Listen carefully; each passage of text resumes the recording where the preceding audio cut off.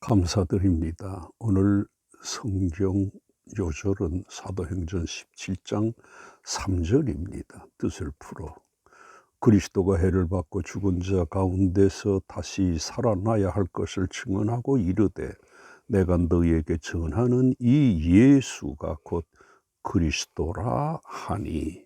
아멘. 오늘 이 말씀을 들으시는 중에 주님의 역사로 문제 해결하심과 위로하심과 치유의 은혜가 있기를 주의 이름으로 축원합니다. 오늘 본문 3절에서 바울이 예수가 그리스도라고 증거를 하고 있습니다. 그래서 이 시간에는 바울의 증거에 대해서 말씀하려고 합니다. 그러면 바울이 어디 누구에게 예수가 그리스도라고 증거합니까? 이것에 대해 1절과 2절에서 거기 유대인의 회당이 있는지라고 했는데 바로 이 회당에서 바울과 실라가 예수가 그리스도라고 증거하는 것입니다. 우리는 이 말씀에서 바울이 얼마나 자기 동족을 복음의 사람이 되게 하려고 애를 쓰고 힘을 썼는가 하는 것을 알게 되는데, 사도행전 9장 15절에서 주님이 아나니아에게 바울에 대해 이렇게 말씀을 하셨습니다. 이 사람은 내 이름을 이방인과 임금들과 이스라엘 자손들에게 전하기 위하여 택한 나의 그릇이라고 했습니다. 이처럼 주님이 바울을 이방인의 사도로 삼으셨습니다. 그리고 바울 자신도 로마서에서 갈라디아에서 이렇게 말합니다. 내가 이방인의 인인 너희에게 말하노라고 하면서 내가 이방인의 사도인 만큼이라고 했습니다. 그리고 베드로에게 역사하사 그를 할례자의 사도로 삼으시니가 또한 내게 역사하사 이방인의 사도로 삼으셨다고 합니다. 바울이 이렇게 투철하게 이방인을 위해 부르심을 받았다는 의식을 가지고 있으면서도 가는 곳마다 유대인의 회당에 먼저 찾아가서 자기 동족인 유대인들에게 예수가 그리스도시라고 증거를 한 것입니다. 그만큼 바울이 자기의 동족을 사랑한 때문입니다. 그래서 바울은 자기의 동족이 구원받는 것에 대해 로마서에서 이렇게 말합니다. 나의 형제 곧 권력의 친척을 위하여 내 자신이 저주를 받아 그리스도에게서 끊어질지라도 원하는 바라고까지 말했던 것입니다. 우리들도 바울과 같이 이 나라 이 백성 그리고 내 가족 내 친척들이 예수님을 영접해서 구원받는 일에 힘을 다해야 할 것입니다. 그만큼 예수를 믿고 구원받는 것이 중요하기 때문입니다. 그런데 바울이 자기 동족에게 무엇을 가지고 예수가 그리스도라고 증거합니까? 성경을 가지고 강론하며 뜻을 풀어 예수가 그리스도라고 증거를 했다고 합니다. 이처럼 바울은 성경을 근거로 해서 예수님을 증거했고 성경을 근거로 해서 말씀을 가르쳤습니다. 이것이 복음 증거의 원칙이고 철칙입니다. 왜냐하면 성경이 복음의 주체인 예수 그리스도께 초점을 맞추고 있기 때문입니다. 그러므로 복음 전도자가 성경을 근거로 해서 설교를 해야 되고 성경을 가지고 예수 그리스도를 전해야 됩니다. 그러면 바울이 성경을 가지고 강론하며 뜻을 풀어 예수가 그리스도라고 증거했다고 하는데, 여기서 성경이 무엇을 말합니까? 구약 성경을 가리킵니다. 그런데 바울이 누구에게 이렇게 했다고 하지요? 유대인의 해당이라고 하신 말씀에서 볼 수 있는 것처럼 유대인들에게 예수가 곧 그리스도라고 증거한 것입니다. 그런데 언제나 유대인들은 성경을 삶의 큰 부분으로 삼고 살았습니다. 읽었고 외웠고 가르쳤습니다. 그들이 그랬으면서도 성경에서 말씀하시고 있는 예수를 몰랐고 또 그 성경이 말씀하시는 그리스도를 모르고 살았던 것입니다. 성경을 아나 성경 속에 계시는 그리스도를 알지 못했고 또 그들에게 직접 찾아오셨던 예수님을 몰랐습니다. 이것에 대해 요한복음 1장 11절에서 이렇게 말씀합니다. 자기 땅에 오매 자기 백성이 영접하지 아니했다고 합니다. 그런데 이것은 유대인들만 그런 것이 아닙니다. 오늘날 많은 그리스도인들이 교회에 다니면서도 주님을 모르는 이들이 없잖아 있습니다. 그러므로 우리들은 내가 믿고 있는 예수님을 더욱 알 뿐만 아니라 그분과 같이 살려고 하는 사람이 되어야 합니다. 그러면 바울이 구약 성경을 가지고 뜻을 풀어 예수가 곧 그리스도라고 증거했다고 하는데, 그러면 구약의 예수님에 대해서 구약에서 무엇이라고 말씀하십니까? 오늘 보면 3절에서 이렇게 말씀하시고 있습니다. 뜻을 풀어 그리스도가 해를 받는다고 했고 살아날 것을 구약에서 증거하고 있다고 전하고 있습니다. 우리가 여기서 볼 수 있는 것처럼 바울이 구약 성경을 가지고 예수님께서 고난을 당하시사 이거 죽으시고 부활하신다는 것을 증거한 것입니다. 이처럼 신약 성경은 말할 것도 없고 구약 성경에서도 예수님의 죽으심과 부활하실 것을 말씀하시고 있습니다. 그러므로 신약 성경까지 가지고 있는 우리들은 더더욱 예수님을 더 잘 알고 더 잘 믿는 사람이 되는 것이 마땅합니다. 그러면 바울이 성경을 가지고 강론하고 뜻을 풀어 예수가 곧 그리스도라고 증거했는데, 그러면 바울은 어떻게 성경이 말씀하시는 예수님을 알게 된 것일까요? 바울도 일반 유대인들과 같이 그도 성경을 잘 알았으나 예수가 그리스도인 것을 알지 못했고 또 믿지 않았습니다.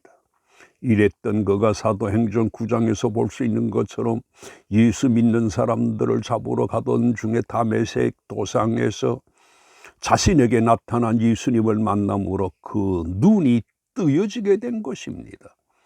그리고 성경을 바로 알게 됐던 것입니다. 그래서 바울은 자신의 이런 과거에 대해서, 예수 믿기 전의 과거에 대해서 이렇게 고백합니다. 내가 전에는 비방자요 박해자요 폭행자였다고 합니다. 알지 못하고 행했다고 합니다. 그런데 바울이 디모데전서 1장 13절에서 내가 믿지 아니할 때에 알지 못하고 행하였음이라고 한 이 말은 과거의 성경을 안다고 했으나 성경 속에 계시는 예수님을 알지 못했다는 말입니다. 이랬던 바울이 예수님을 영접함으로 오늘 본문에서 말씀하시는 구약의 성경을 바로 알게 되었고 예수를 믿게 된 것입니다. 그래서 바울이 과거 자신과 같은 유대인들에게 성경으로, 구약 성경으로 예수를 그리스도라고 증거했던 것입니다.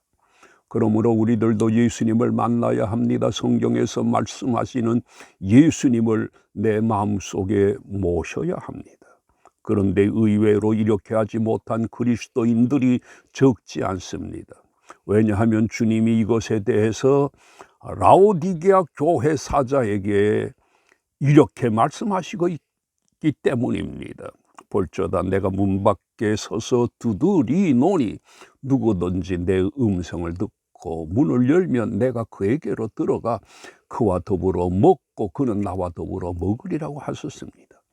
교회에 다니지 않는 사람들에게 말씀하신 것이 아니라 교회에 이런 말씀을 하신 것입니다. 그러므로 우리가 주님 없이 교회에 다니는 사람이 아니라 예수님을 마음속에 모시고 사는 그리스도인이 되어야 합니다. 그런데 바울이 성경을 가지고 강론하며 뜻을 풀어 예수가 그리스도라고 증거했다고 하는데, 여기에서 뜻을 풀었다는 게 무엇을 뜻합니까? 구약 성경을 풀어 예수를 증거했다는 것인데, 그러면 바울이 구약 성경으로 예수의 무엇을 증거했습니까? 이렇게 말씀하고 있습니다. 그리스도가 해를 받고 죽은 자 가운데서 다시 살아야 할 것을 말씀하시고 있습니다. 바울이 구약의 어느 부분을 가지고 이렇게 예수를 증거한 것일까요? 우리가 잘 아는 것처럼 이사야 53장 예수님의 고난과 죽음을 이것으로 증거했을 것입니다.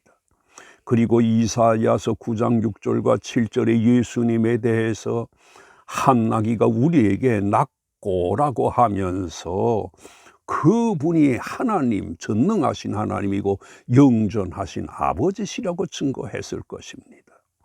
그리고 이런 말씀도 증거했을 것입니다. 그리고 또 다른 많은 부분의 구약으로 예수님을 그리스도라고 증거한 것입니다. 우리가 이런 내용에서 볼 수 있는 것처럼 신구약 성경의 핵심이 예수입니다. 우리들이 성경에서 말씀하시고 있는 예수님을 우리도 찾아야 합니다. 창세기에서도 예수님을 말씀하시고 있습니다. 출애굽기에도 마찬가지고 말라기까지에서도 예수님을 증거하고 있습니다. 이렇게 성경의 각 권마다 말씀하시고 있는 예수님을 우리가 발견하고 은혜 받아야 합니다.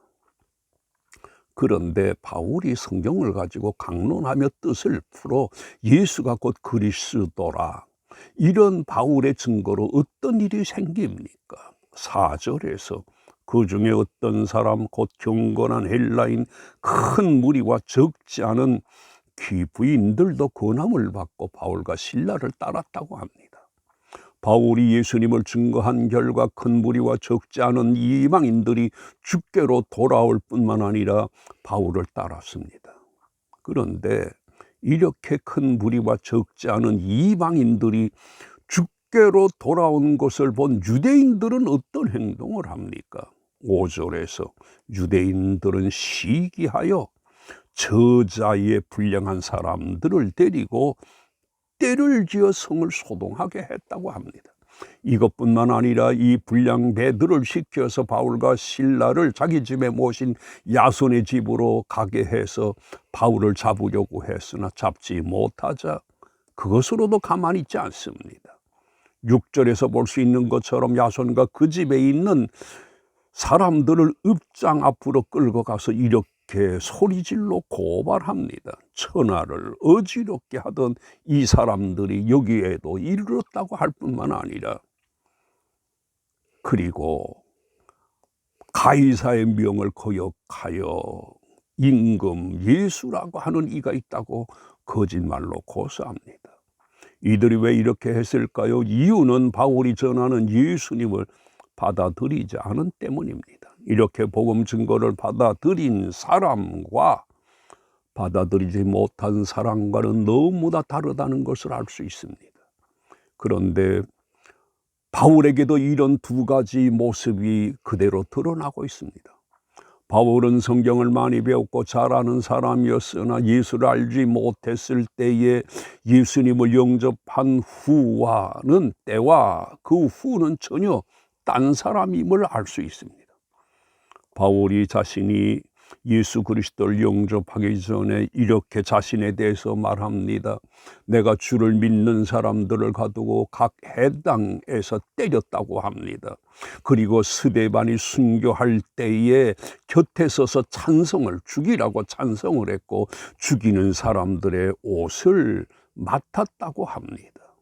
이랬던 바울이 예수님을 만나고 그를 안 후에 삶에 대해서는 완전히 딴 사람입니다.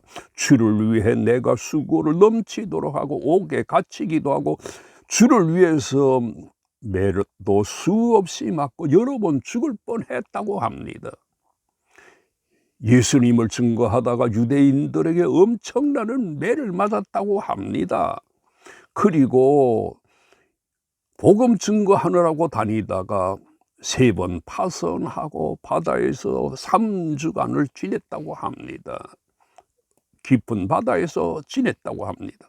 또 복음을 증거하느라 여러 번 여행하면서 강의 위험과 동족의 위험과 이방인의 위험과 이런 여러 가지 위험을 당했다고 합니다. 그리고 또 수고하고 애쓰고 여러 번 자지 못하고 줄이며 목마르고 여러 번 굶고 춥고 헐벗었다고 합니다.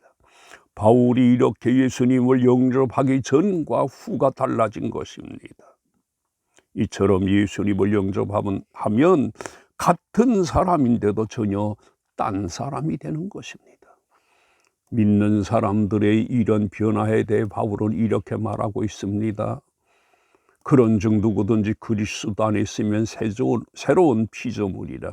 이전 것은 지나갔으니 보라 새 것이 되었다고 합니다. 그러므로 예수님을 영접한 우리들도 전과 같은 사람이 아니라 딴 사람이 되어야 합니다. 말하는 것이 그렇고 생각하는 것이 나를 버리고 예수를 위하고 교회를 위하고자 하는 새로운 삶을 살아야 합니다. 그런데 적지 않은 사람들이 어떻게 예수님을 영접했다고 합니까? 3절에서 뜻을 풀어라고 합니다. 이것이 중요한 것인데 바울이 성경 말씀을 가지고 설교를 한 결과 적지 않은 사람들이 그리스도를 받아들인 것입니다. 뜻을 풀어, 다시 말해 설교한 결과입니다. 이렇게 하나님의 말씀을 풀어주는 설교가 사람들을 믿게 하는데 대단히 중요한 역할을 합니다. 그러므로 사람이 믿음을 가지는데 꼭 필요한 것이 교회 생활이고 교회에서 설교 말씀을 잘 경청하는 것입니다. 그런데 바울의 증거를 받지 않은 유대인들은 또 무슨 일까지 합니까? 13절에서 볼 수 있는 것처럼 바울과 실라가 유대인들을 피해 데살로니가에서 베레아로 가서 말씀을 증거하자 이 데살로니가에 있는 유대인들이 또 어떻게 합니까? 베레아에서도 전하는 줄을 알고 거기도 가서 무리를 움직여 소동했다고 합니다. 이들이 바울이 증거하는 말씀을 듣고도 이렇게 한 것입니다. 우리는 이러하지 말아야 합니다. 말씀을 듣고 더 못된 사람이 되어서는 안 되는 것입니다. 토입니다. 우리가 믿는 예수님이 누구시죠? 그리스도십니다. 결론적으로 우리들도 내 주위 사람들에게 믿음을 가지게 하는 일에 최선을 다해야 합니다. 그리고 우리가 예수님을 영접한 사람으로서 주를 위하고 무사람을 위해야 할 것입니다. 모두 이렇게 하시기를 주의 이름으로 축원드립니다. 아멘.